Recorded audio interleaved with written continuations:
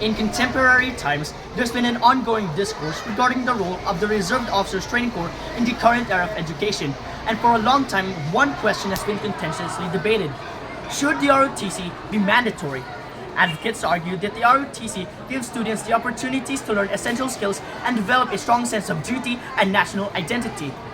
Although the Reserve Officers Training Corps gives benefits for some students, it should not be implemented and made mandatory in the Philippines, as students may face abuse, additional expenses, and possible burdens in the classroom.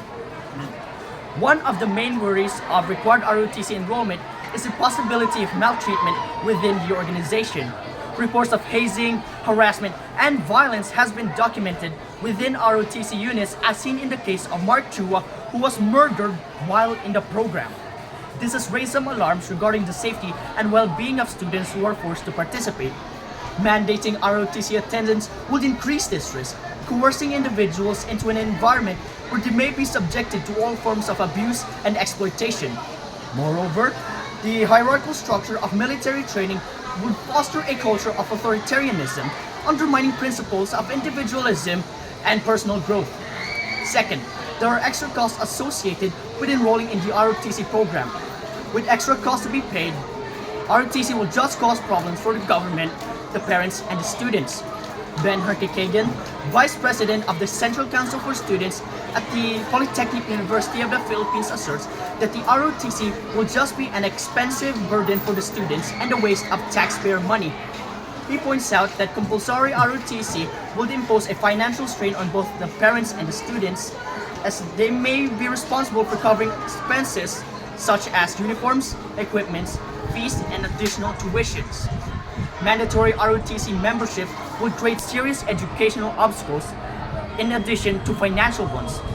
Due to the increasing workload, students would find it difficult in balancing their involvement with the ROTC activities with their academic duties. Senior high school students have a lot more work and obligations.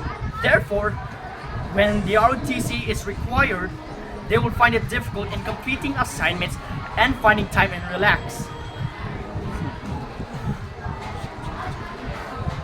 Maintaining their strong academic standing while juggling their responsibilities would be exhausting. In conclusion, even if ROTC may have advantages, there are serious concerns about abuse, financial burdens, and educational obstacles raised by the required enrollment issue. The intricacies of this problem are brought to light via instances of abuse, financial burdens on families, and possible burdens in the classroom. Prioritizing student safety, financial security, and academic goals necessitates that ROTC be voluntary rather than mandatory.